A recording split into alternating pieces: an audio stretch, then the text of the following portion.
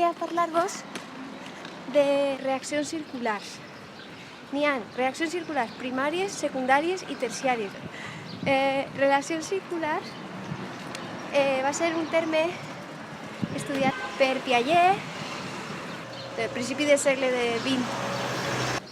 Piaget va estudiar els seus propis fills, observant-los i anotant tot el que anaren fent. L'home va tindre 3 fills i després aquests estudis, aquestes observacions han anat matisant, han anat ampliant-se, han estudiat més xiquets en base a les seues idees, i només 3 subjectes, que eren els 3 fills, se va veure que no anava desencaminat, que va encertar en moltíssimes coses. Els seus fills eren normals. Les reaccions circulars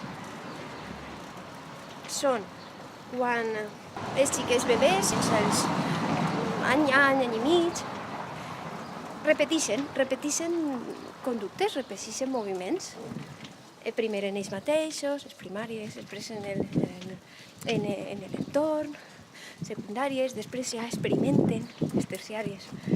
El que fan és això, repetir. Pot ser una conducta que entorpisca la criança, entorpisca en el sentit que fica dels nervis als pares, als cuidadors. Per què passa? Perquè repeteixen una i altra volta el que li has dit que no faça. O sigui, el que li has dit, el que t'ha vist el bebè, que t'has ficat negra perquè és perillós, per exemple, ficar-se coses en la boca, mossegar,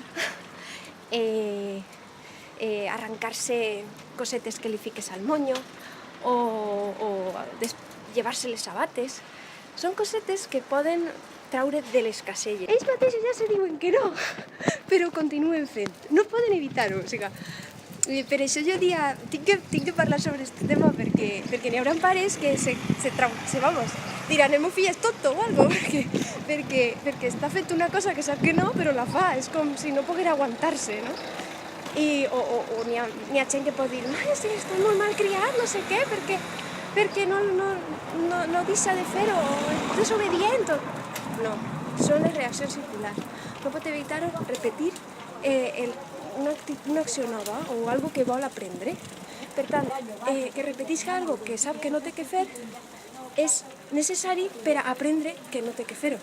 Per tant, això, us envio un missatge, mares, pares del món, que teniu xicotet, us envio un missatge de que el vostre fill és normal. No li passa res, està correcte.